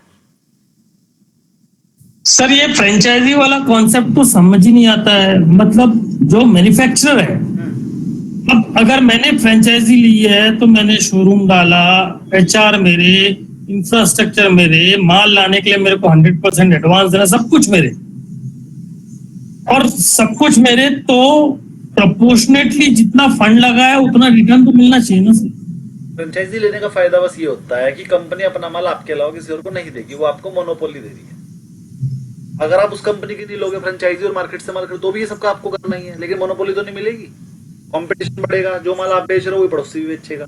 लेकिन अगर आप फ्रेंचाइजी ले लेते तो उसका बेनिफिट ये है, सर मैंने फ्रेंचाइजी ले लिया, मैं ही हूँ बस यहाँ, तो आपको जो 20-25% जो भी कमाना है, जो भी मार्जिन है, वो पूरे आपके हैं। कोई आके ये नहीं कहेगा भैया वहां तो इतने का मिल रहा है, क्योंकि फ्रेंचाइजी एक है। आपके आसपास में फ्रेंचाइजी आप ही होगे, फिर 100 किलोमीटर तो कोई और होगा ही नहीं, ठीक है ना। और अगर 100 किलोमीटर सर मेरे कजन ब्रदर के पास यामा का शोरूम था, उसने लगभग 2.5 करोड़ के आसपास खर्च किए शोरूम, स्टॉक ये सब के सब। अब उसकी सेल लिमिटेड है सर, होंडा के कंपैरिजन में यामा का सेल लिमिटेड है। तो अब वो जब भी कंपनी के जो एग्जीक्यूटिव आते थे उनके साथ जब उनकी डिस्कशन होती थी, तो उनका ये कहना था कि सर सेल तो एक जगह है, आप अपनी सर्विस पे ध्यान दीजिए। मतलब सेल का मार्केटिंग करने का कंपनी का काम है। उनको भी मालूम था कि लिमिटेड कॉम्पीट कर पाना बाकी लोगों से, उनका प्रोडक्ट थोड़ा सा नहीं चल पा रहा है मार्केट में। तो उनका मतलब ये कहने का मतलब ये है सर कि ये फ्रेंचाइजी मॉडल में आप इतना बड़ा इन्वेस्टमेंट कर रहे हैं और आपका इनकम का सोर्स डायरेक्ट ही इनडायरेक्ट होगा। सर तो आपको इन्वेस्टमेंट करते समय सोचना चाहिए ना ये सब। डिमांड एंड सप्लाई एनालिसिस कब करोगे? इन्वेस्टमेंट करने से पहले कि करने के बाद? अगर आपको लग रहा है इस कंपनी में मेरा इन्वेस्टमेंट ज्यादा है और मुझे उस हिसाब से रिटर्न नहीं मिल रहा है तो बंद कर दो। और ये सब चीज सोचनी चाहिए थी इन्वेस्टमेंट करने से पहले। आपको पूछना चाहिए था ना, सर मैं हीरो होंडा से कॉम्पीट कैसे करूंगा, टीवीएस से कॉम्पीट कैसे करूंगा, आपके रेट्स उससे कम है, आप मुझे उधार दोगे या आप मुझे फाइनेंस की सुविधा दोगे, कुछ तो दो। अगर कंपनी कुछ नहीं दे रही है तो उसकी फ्रेंचाइजी मत लो। अभी मेरे पास एक बंदा आया, आज मैं सोच रहा हूँ करने की, वो 1 लाख रुपए में 3 स्कूटी बेच रहा है। 1 लाख रुपए में 3 ई स्कूटी। और अगर आप एक एक्टिवा लेने जाओ तो वो 1 लाख रुपए से ऊपर की एक है। अगर आप ओला लेने जाओ तो वो भी 1,20,000 रुपए की एक है। और वो ई स्कूटी बेच रहा है, बढ़िया चल रही है, वो बढ़िया बैकअप दे रही है, सब कुछ बढ़िया, और ओला से बढ़िया लग रही है देखने में। और 1 लाख रुपए में 3। 1 लाख में 3? 1 लाख रुपए में 3 स्कूटी का बोर्ड लगाया हुआ उसकी दुकान पे। मतलब 35,000 रुपए की एक हो गई। 10, 80 हजार से कम कोई नहीं मिल रही। सर मैं सोच रहा हूँ ना उसकी फ्रेंचाइजी ले लूं। 1 लाख की 3 लाख, 1 लाख की 2 बेच देंगे। सर ये डिक्सन टेक्नोलॉजीज एप्पल के फोन नहीं बनाती ना, फॉक्सकॉन बनाती है ना, टाटा वाले बनाते हैं। भैया मैं गरीब आदमी हूँ, मेरे पास एप्पल का फोन नहीं था कभी, मुझे पता ही नहीं। मेरे पास भी नहीं है, खाली मैं पूछता हूँ कि डिक्सन टेक्नोलॉजी का भी नहीं पता इनकी। मैं तो अच्छा तो अपने काम के लिए वही पता है बस। Okay okay. ये तो किताब में लिखा है ना सर, फॉक्सकॉन असेंबल हाँ करने वो तो सब मैंने इधर उधर से पूछ पाछ के लिख दिया ना, और गूगल से उठा के लिख दिया, लेकिन मुझे नॉलेज नहीं है ज्यादा। देखे सर इंडिया में एप्पल के फोन टाटा बना रहे हैं कि डिक्सन भी बना रहा है? डिक्सन भी बना रहा है ना। और वो तो एप्पल की मर्जी है ना, किसी को ऑर्डर दे देता है, बोली लगती है। डिक्सन कहता है मैं इतने में असेंबल कर दूंगा, टाटा बोलता है मैं इतने में, जो कम में लगाएगा बोली उसे दे देगा। वो ताइवानीज कंपनी ने जो उनको कॉन्ट्रैक्ट दिया, फॉक्सकॉन ताइवानीज कंपनी है ना सर? पता नहीं, इतना नहीं पता, तो फॉक्सकॉन के बारे में नहीं पता मुझे, ज्यादा नॉलेज नहीं है उसकी। फॉक्सकॉन चाइना की है सर? नहीं ताइवान की है। फॉक्सकॉन ताइवान कंपनी है सर। उसका आज पेपर में आया है। एप्पल का कुछ कल को उनका कुछ रात को मीटिंग था जहाँ पे उन्होंने बहुत सारे फीचर्स से 26 नए फीचर्स लाए वो लोग एप्पल फोन के अंदर। चलिए जी, आप लोगों को पढ़ा के मेरी नॉलेज भी बढ़ जाती है, ऐसी बात नहीं है। लेकिन ये लैपटॉप ना पढ़ाने को मना कर रहा है आज, देखो बड़ी प्रॉब्लम वाली बात है।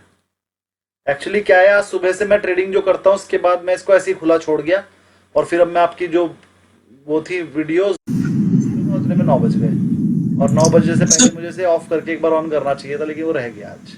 Sir what is the reason for Dixon being so high price share sir? 16,000 का 15 डिक्सन की सेल देखो, पिछले 2 साल में 3 से 4 गुना हो गई है। बराबर है।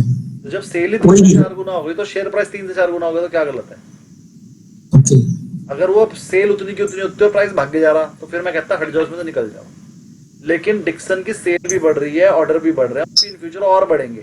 तो मैंने डिक्सन खरीद रखा है इस टाइम, और डिक्सन अभी लेने लायक है। मतलब ये बजाज फाइनेंस की तरह बन सकता है मल्टीबैगर, क्योंकि जिस सेक्टर में काम कर रहा है वो पीएलआई स्कीम में काम करता है। वहां पर क्या होता है, आप 10 रुपए का काम करोगे, 20 रुपए की सब्सिडी मिल जाएगी, गवर्नमेंट सब्सिडी देती है पीएलआई। तो गवर्नमेंट सब्सिडी की वजह से इसका प्रॉफिट बढ़ता जा रहा है। कंपटीशन कोई है नहीं, हाई मार्जिन हो जाता है सब्सिडी के बाद। लेकिन ये सब्सिडी मिलती 5-10 साल में एक बार है, मतलब ये 5 साल तक काम करता है छोटे छोटे मार्जिन पे, लेकिन 5 साल बाद पूरे 5 साल की सब्सिडी एक साथ मिल जाती है, इसे प्रॉफिट हो जाता है। तो अभी 1 साल पहले इसको सब्सिडी मिली थी बहुत सारी, वो किस्तों में आ रही है, इसलिए भाग के जा रहा है। अभी सब्सिडी पे अब काम भी इसका बहुत ज्यादा हो गया, टर्नओवर भी बढ़ गई है, तो सब्सिडी जो ड्यू हो गई है ना, वो बहुत ज्यादा हो जा रही है। जब तक पीएलआई स्कीम रहेगी, भागता ही रहेगा। लेकिन जिस दिन गवर्नमेंट ने पीएलआई स्कीम बंद करी, उस दिन ऐसे गिरेगा 30% एक दिन में।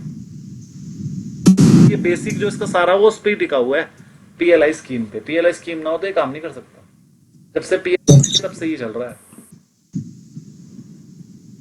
पीएलआई क्या है सर? पीएलआई है कि अगर आप इंडिया में बनाकर कुछ भी दोगे तो उस पर आपको सब्सिडी मिलेगी। लिंक्ड इंश्योरेंस है ना, कुछ लिंक्ड इंसेंटिव्स है। प्रोडक्ट लिंक्ड इंसेंटिव 20 से 25% मिलता है सेल का।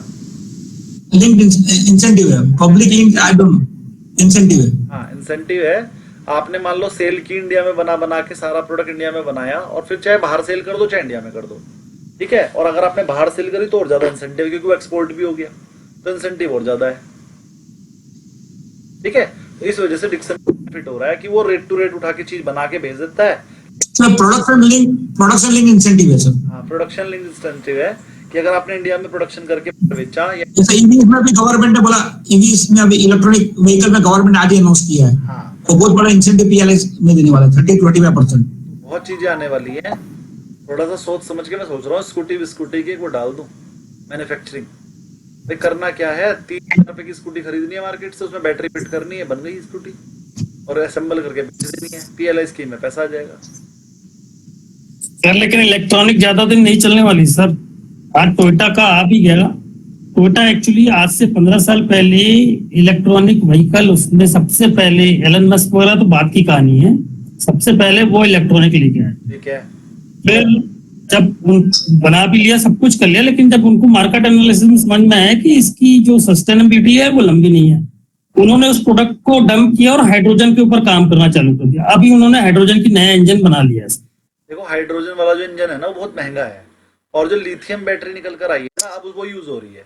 तो जो उन्होंने छोड़ा था, उन्होंने इसलिए छोड़ा था कि बैटरी यूज होती तो उस टाइम लेड की, एक तो उसकी लाइफ कम थी, 5 साल 4 साल की लाइफ थी, दूसरा वो बैकअप भी कम देती थी। तो उन्होंने कहा यार हर कोई बंदा हर 10-50 किलोमीटर का कौन अपनी स्कूटी चार्ज करेगा, तो इस वजह से छोड़ दिया था। लेकिन अब उसको ओवरकम कर लिया गया, जो उस टाइम पर वाइबल नहीं था वो अब वाइबल है। अब उसके अंदर लिथियम बैटरी डल रही है, 200 किलोमीटर की आपको वो मिल रही है बैकअप, और क्या कहते हैं आधे घंटे में चार्ज हो जाती है। लिथियम बैटरी के साथ स्कूटी चलती रहेगी। जिसने स्कूटी चलानी है, मैं स्कूटी चलाता हूँ अपने लोकल में, 25-30 किलोमीटर से चलती नहीं है रोजाना, तो मैं क्यों पेट्रोल खर्च करूंगा?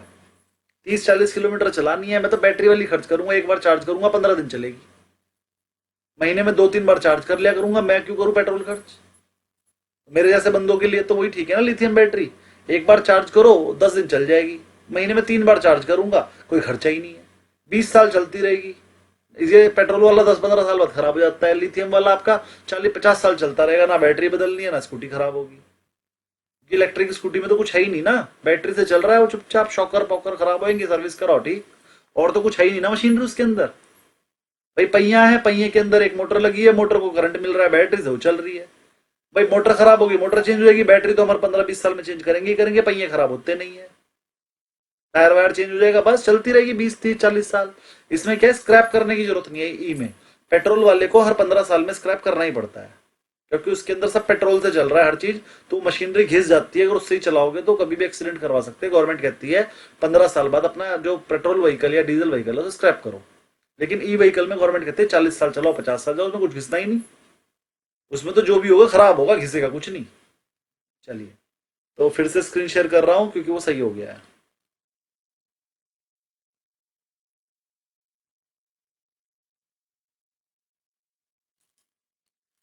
Bargaining power of buyer high है क्योंकि मैनी ऑल्टरनेटिव अवेलेबल है, हाई प्राइस सेंसिटिविटी है और ब्रांड लॉयल्टी भी प्रॉब्लम है। तो buyers have high bargaining power due to numerous alternative.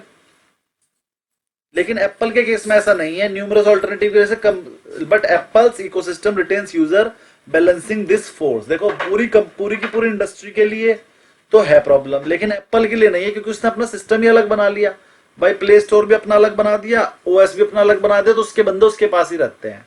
Threads of substitute. Sir substitute की बात अगर हम करें तो फीचर फोन आए थे बीच में, टैबलेट्स आए, some users prefer simple devices, है ना, वेरेबल स्मार्ट वॉचेज आई, एयर ग्लासेस आए, emerging tech could replace the smartphone. ऐसा हो सकता है कि आगे आगे स्मार्टफोन हट जाएं और उसकी जगह पर एयर ग्लासेस आए। एयर ग्लासेस क्या है?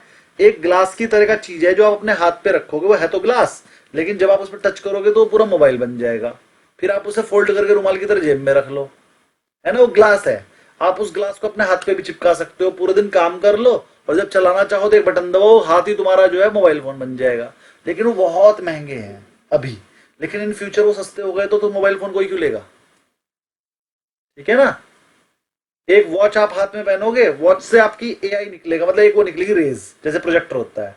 वॉच पहनी है लेकिन आपका हाथ मोबाइल फोन का काम करेगा। अपनी उंगलियों पे दबाओगे बटन तो दब जाएंगे, है वॉच, लेकिन टच स्क्रीन आपका हाथ बन जाएगा। इस तरह की चीजें आ गई हैं मार्केट में, ठीक है ना। लेकिन आने वाले 10 साल में, 15 साल में वो चीज डेवलप हो पाएगी कि आप लोगों की रीच में आ जाए वो, मतलब 50,000, 30,000, 20,000 रुपए में आ जाए, तभी तो खरीदोगे आप। 10 लाख 15 लाख का थोड़ी खरीदोगे। और खराब हो गई तो ठीक भी नहीं हो सकती, रिपेयरेबल भी नहीं है अभी तो। उस टाइम पर उसके मैकेनिक भी हो जाएंगे, बहुत सारे सीख जाएंगे, तो तभी वो आएगी मार्केट में। तो तब तक ये स्मार्टफोन हट जाएंगे। तो ये आने वाला फ्यूचर है जो आपको मैंने इस केस स्टडी में बताया। आगे तो करते हैं इंडस्ट्री राइवलरी, बहुत ज्यादा हाई है, बहुत ज्यादा। एप्पल वाला भी हो, सैमसंग भी हो, गूगल, जियोमी, ओप्पो, हुआई और अदर भी बहुत सारे हैं, सब अपने रेट कम करते हैं। इंटेंस प्राइस वॉर है।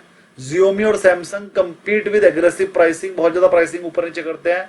डिफरेंशिएशन थ्रू इनोवेशन, और इनोवेशन करके अपने प्रोडक्ट में डिफरेंशिएशन करते हैं। जैसे एप्पल ने आईओएस बना दिया, सीमलेस इंटीग्रेशन कर दिया, सैमसंग ने फोल्डेबल फोन निकाले और गूगल ने एआई ड्रिवन फोन निकाले और कैमरा निकाले। High advertisement and R&D spend, बहुत ज्यादा खर्चा है। स्लो मार्केट ग्रोथ है। Most people already on smartphone, कह रहा हर बंदे के पास तो पहले से स्मार्टफोन, अब कोई नया नहीं खरीद रहा। अब तो जब उसका पहला खराब होता है तो वो दूसरा खरीदता है, तो उसका ग्रोथ नहीं रह गई। अब ये बिल्कुल ऑप्टिमल लेवल पर आ गई, making market expansion difficult. Conclusion, due to saturation, saturation वही वाली होती है जब मैच्योरिटी लेवल पे जाती है। Heavy competition, high innovation cost, industry rivalry extremely high. चलिए अगर हम इसके ऊपर बात करते हैं तो हम बात करते हैं सर फोर्सेस के हिसाब से। थ्रेड्स टू एंट्रेंट लो है, bargaining power of supplier moderate है, bargaining power of buyer high है, थ्रेड्स ऑफ सब्स्टिट्यूट भी मॉडरेट टू हाई है और इंडस्ट्री लेवल तो बहुत ज्यादा हाई है। तो की टेक अवे क्या है? एप्पल स्ट्रेंथ क्या है? Brand loyalty, ecosystem lock in and supply chain control है उसके पास। मेजर चैलेंजेस क्या है? High competition and customer price sensitivity.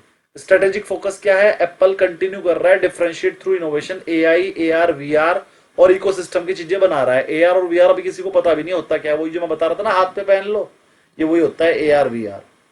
ये ऑब्जेक्टिव क्वेश्चन है, ये आपने करना है, लेसन खत्म। चलो ये ऑब्जेक्टिव क्वेश्चन करते हैं, और भी एक लेसन पहले देख लो। अभी तो लेसन है, ये पढ़ लो। एससीपी एनालिसिस सर, ये बोलिए।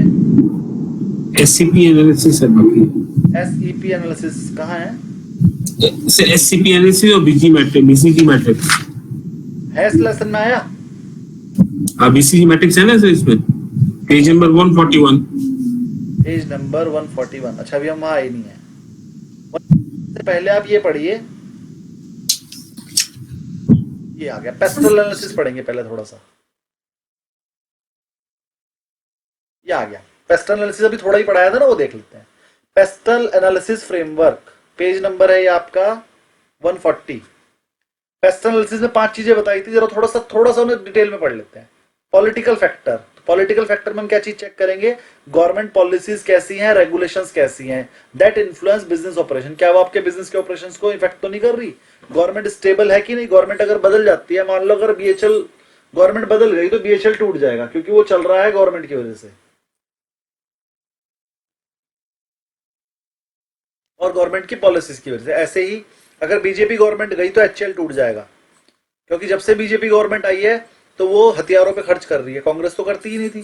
तो अगर बीजेपी गवर्नमेंट को कभी भी गिरने की आशंका हो तो सबसे पहले एचएल गिरेगा, बीएचईएल गिरेगा, ये दो कंपनियां एकदम टूट जाएंगी 25-30% उसी दिन, जिस दिन भी ऐसा लगा कि बीजेपी गवर्नमेंट को कोई खतरा है।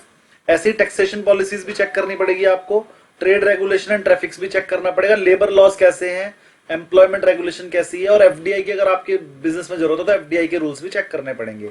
ये सब चीज चेक करने के बाद ही आप समझोगे कि पॉलिटिकल फैक्टर से मुझे कोई प्रॉब्लम है या नहीं है। Government policies on telecom spectrum allocation affect telecom operator like Jio and Airtel.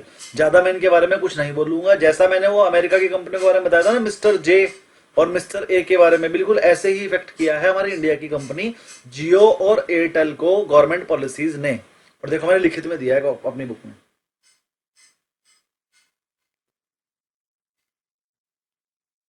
अगला है इकोनॉमिक फैक्टर। इकोनॉमिक फैक्टर में आप क्या चेक करोगे सर, मैक्रो इकोनॉमिक्स और माइक्रो इकोनॉमिक्स दोनों चीज चेक करोगे, that affects the business profitability and decision making. होते क्या है सर वो, इन्फ्लेशन कैसी है, इंटरेस्ट रेट घट बढ़ रहे हैं कि नहीं, एक्सचेंज रेट्स कैसे हैं, करेंसी फ्लक्चुएशन का क्या हिसाब है, जीडीपी ग्रोथ कैसी है, employment, wage levels, consumer purchasing power, सारी की सारी हेडिंग्स लर्न कर लोगे आप। पेपर में अगर पूछेगा which of the following is not the economic factor, तो इनमें से जो नहीं होगा उस पर टिक लगाना पड़ेगा, यानी कि आपको इकोनॉमिक फैक्टर में क्या क्या कवर होता है वो पता होना चाहिए, इसलिए मैंने लिख कर दिया आपको। Example, a rise in interest rate में रिड्यूस कंज्यूमर स्पेंडिंग, अगर इंटरेस्ट रेट बढ़ जाएगा तो कंज्यूमर अपनी स्पेंडिंग कम कर देगा। अफेक्ट द सेक्टर लाइक, एक तो रियल एस्टेट, जैसे ही रेट बढ़ते हैं रियल एस्टेट में काम कम हो जाता है, और एक ऑटोमोबाइल, ये मैंने आपको बताया भी था। सबको क्लियर ये वाली बात कि जैसे इंटरेस्ट रेट बढ़ता है तो रियल एस्टेट और ऑटोमोबाइल पे सबसे ज्यादा फर्क पड़ता है। और तीसरा सेक्टर कौन सा है जिस पे फर्क पड़ता है इंटरेस्ट रेट बढ़ने का, तीसरा सेक्टर कौन है interest, FMCG bonds bonds FMCG bonds. जी वेरी गुड, मैंने बताया था आपको 3 सेक्टर बताए थे। इंटरेस्ट रेट जब भी बढ़ता है तो इन 3 सेक्टर पे सबसे ज्यादा फर्क पड़ता है, कौन कौन सा, रियल एस्टेट, एफएमसीजी और ऑटोमोबाइल। जब इंटरेस्ट रेट तो इन 3 ही सेक्टर को सबसे ज्यादा बेनिफिट होता है। जब भी इंटरेस्ट रेट घटने वाले तो मैंने बोला था ना, क्या कहते हैं, ये 3 सेक्टर का कोई भी शेयर खरीद को लो अगर आपको लग रहा है कि कल इंटरेस्ट रेट घटेंगे। और देखो कैसे भागा था वो गोदरेज प्रॉपर्टी हमारा 8%। आगे सोशल फैक्टर, सोशल फैक्टर में आपको क्या चेक करना होता है, पॉपुलेशन डेमोग्राफिक, मतलब बूढ़े लोग ज्यादा है तो बूढ़े वाली आइटम बनाना, बच्चे ज्यादा है तो बच्चे वाली बनाना, लाइफ स्टाइल कैसा है, अगर लोग खर्चा करते हैं तो महंगी आइटम बनाना, खर्चा नहीं करते हैं तो हल्के आइटम बनाना, कंज्यूमर बिहेवियर ट्रेंड देख के बनाना, एजुकेशन कैसी है उनकी, स्किल्स लेवल कैसा है, सोशल मोबिलिटी कैसी है, और हेल्थ कॉन्शियस है तो फिर वो वाली चीजें बनाना, सस्टेनेबिलिटी प्रेफरेंस चाहिए तो वो बनाना, increasing demand for organic and healthy food option due to rising health consciousness. अगर कोई बंदा अपनी कंपनी में ऑर्गेनिक और हेल्दी फूड बनाना चाहेगा तो उसकी डिमांड बहुत ज्यादा है इस टाइम।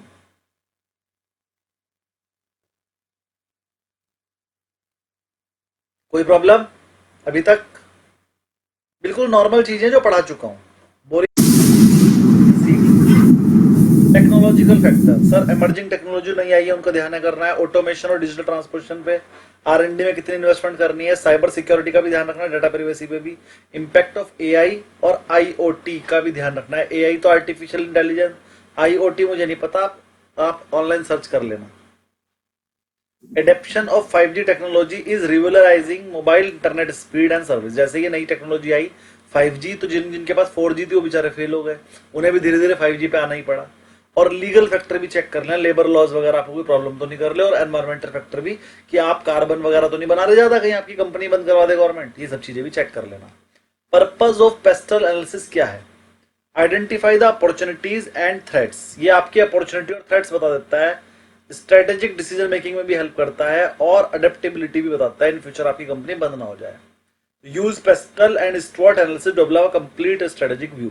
ये कह रहा है पेस्टल और स्टुअर्ट को हम चेक कर लेना चाहिए। आगे आता है BCG मैट्रिक्स, इसका फुल फॉर्म है बॉस्टन कंसल्टिंग ग्रुप मैट्रिक्स। बहुत ही बढ़िया है, और इस पे 2 क्वेश्चन कम से कम पेपर में हर बार आते ही हैं। 2 क्वेश्चन आएंगे इस पे कम से कम, तो इंपॉर्टेंट है, जरा ध्यान से समझेंगे, ठीक है, बहुत ही इंपॉर्टेंट है। हाँ,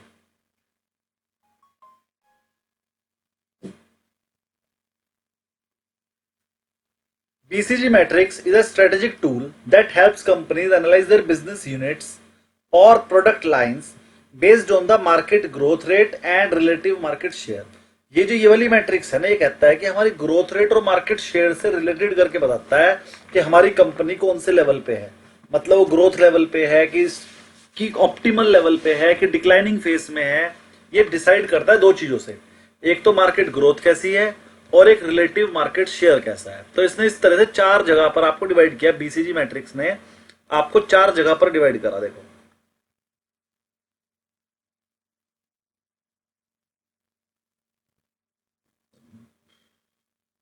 देखिए 4 जगह पर डिवाइड करा, मैंने बल्कि बनाकर भी दिया होगा बुक में, ये बनाया हुआ है, ये रहा। तो चलो मैं समझा देता हूं चारों को।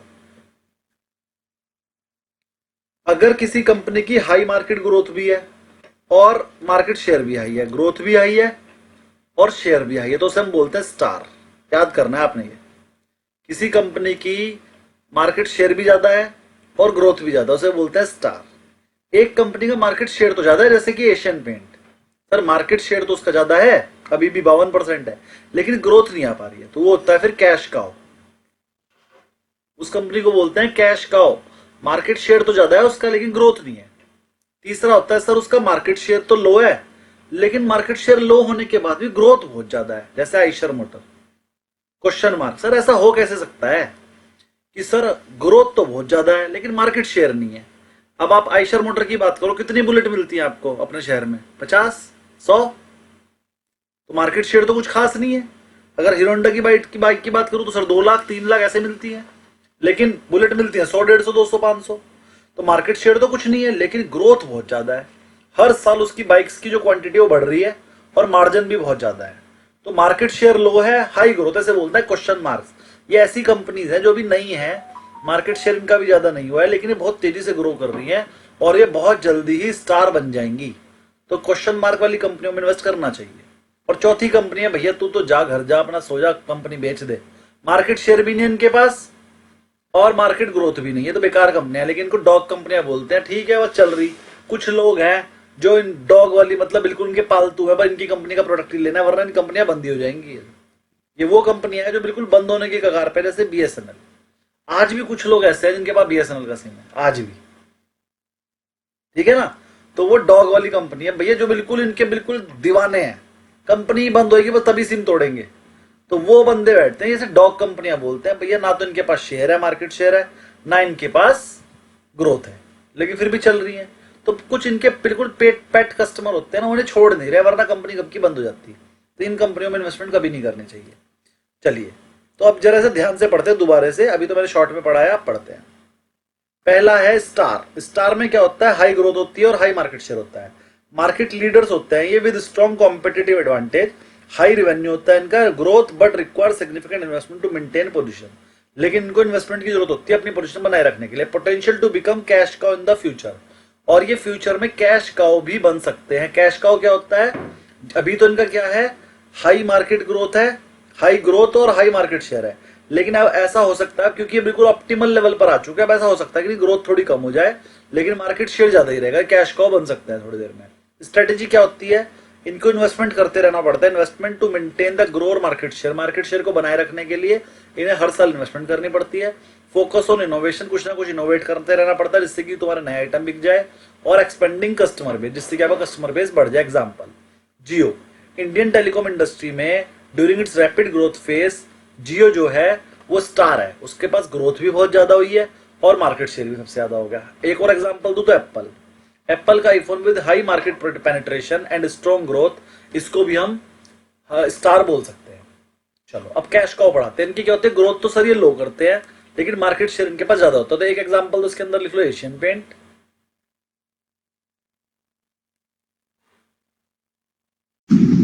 सर एप्पल का मार्केट शेयर तो कम है, ज्यादा कम है। एप्पल का मार्केट शेयर बहुत ज्यादा है, इंडिया में कम है। हम ऑल ओवर वर्ल्ड की बात कर रहे हैं, माल तो और जगह पर भी बेचता है।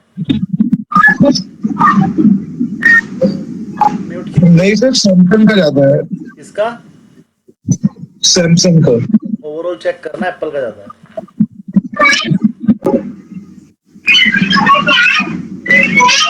अरे किसका म्यूट नहीं हुआ? सर कैश काउ में कौन सा है sir? Google and another one.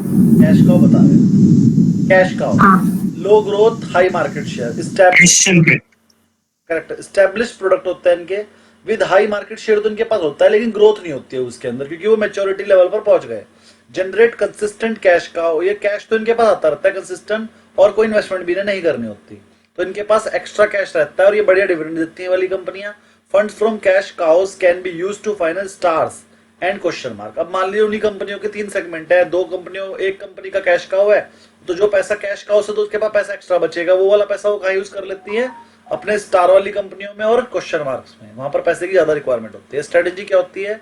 बस अपनी पोजीशन मेंटेन करके रखो and maximise cash flow, cash flow ज्यादा से ज्यादा करो, invest profit in new opportunity, और जो पैसा यहाँ से आए वो कहीं और लगा दो। इसका एक एग्जांपल लिख लो, आईटीसी। अब आईटीसी का जो सिगरेट बिजनेस है उसमें ग्रोथ तो रही नहीं, देखो जो लोग जितनी सिगरेट पी रहे उतनी पी रहे हैं, उल्टा ग्रोथ कम ही हो जा रही है। गवर्नमेंट कहती है भैया सिगरेट मत पियो, सिगरेट मत पियो, सिगरेट मत पियो, डॉक्टर भी कहते हैं भैया इस तरह के काम मत करो, और लोग हेल्थ कॉन्शियस हो भी रहे हैं, और जिम जाने वाला लड़का तो छोड़ ही देता है सब चीजें। तो लेकिन आईटीसी ने क्या करा, जो पैसा अपने उससे कमाया सिगरेट बिजनेस से, उसे कहाँ लगा दिया? एफएमसीजी में। तो उसने जो अपना कैश काउ वाला बिजनेस था ना, जिसमें हर साल पैसा आ जाता था, वो था उनका सिगरेट बिजनेस, और उसे कहाँ लगाया? ऐसे बिजनेस में लगाया जो उनका नया डेवलप हो गया, होटल्स में लगा दिया, एफएमसीजी में लगा दिया, कॉपी किताबों में लगा दिया, जिससे कि उनके नए बिजनेस बन गए। तो यही लिखा है इसमें, इन्वेस्ट प्रॉफिट्स इन new opportunity. Example, Google search engine generating steady ad revenue, Google search engine ने अपना बहुत पैसा लगाया और अब उनसे एड रेवेन्यू आने लगा। माइक्रोसॉफ्ट ने विंडो निकाल ली, ओएस निकाला इन द स्टेशनरी मार्केट, और अब वो बिकने लगी है। तो जो आप विंडो यूज करते हो माइक्रोसॉफ्ट की यूज करते हो, और जो सर्च इंजन यूज करते हो गूगल का यूज करते हो। आपको लगता है हमें ये फ्री में दे रहे हैं, लेकिन आपको नहीं पता इनको कितने पैसे मिलते हैं। सबके लैपटॉप में गूगल सर्च इंजन ही है ना, और सबके लैपटॉप में माइक्रोसॉफ्ट की विंडो है। अच्छा ये बताओ, आज तक इन कंपनियों ने आपसे कुछ कमाया नहीं, लेकिन अगर आप माइक्रोसॉफ्ट अपनी विंडो ना दे तो लैपटॉप बिकना बंद हो जाएगा, सबको पता है ना। अगर माइक्रोसॉफ्ट की विंडो ना हो तो क्या लैपटॉप काम नहीं करेगा सर। अगर माइक्रोसॉफ्ट अपनी विंडो बंद कर दे, क्या कोई और कंपनी की विंडो है मार्केट में? नहीं है सर। लैपटॉप की जो पूरी मार्केट है खत्म हो जाएगी अगर विंडो ना दे, पायरेटेड विंडो आपको ना मिले माइक्रोसॉफ्ट की। तो आप लोगों को क्या लगता है कि मैं पायरेटेड विंडो डाल रहा हूं और माइक्रोसॉफ्ट का नुकसान कर रहा हूं?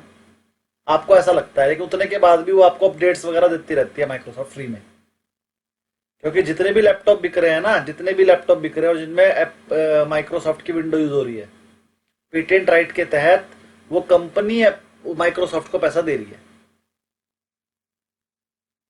किस किस को ये नहीं पता था?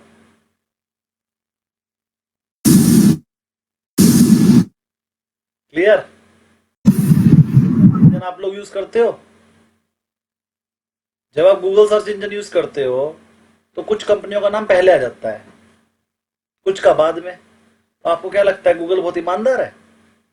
जो गूगल को पैसे देता है उसका नाम पहले आता है। अगर आपको अपना नाम आगे लाना है ना, तो गूगल पे अपना स्पॉन्सर एड लगाओ 500 रुपए खर्च करके से। एक जब जितने बंदे सर्च करेंगे और आपके नाम पे क्लिक करेंगे, एक क्लिक के 10 रुपए लेगा वो। जब तक आपके 50 क्लिक नहीं हो जाएंगे वो 500 रुपए चलते रहेंगे, और जो भी बंदा सर्च करेगा सबसे पहले आपका नाम आएगा। मान लो आपने लिख दिया सचिन तेंदुलकर पे, सचिन तेंदुलकर कोई सर्च करे, नाम आपका आना चाहिए सचिन जी का। तो सचिन तेंदुलकर कोई कितना भी सर्च कर ले, फोटो आपकी निकल कर आएगी गूगल पे, क्योंकि आपने गूगल को उस चीज के पैसे दे दिए और स्पॉन्सर एड लिखा है उसके ऊपर। तो गूगल आप लोगों से पैसे कमाता है, ठीक है? आप लोगों को वो चीज दिखाता है जिस चीज के दिखाने के उसे पैसे मिल रहे हैं।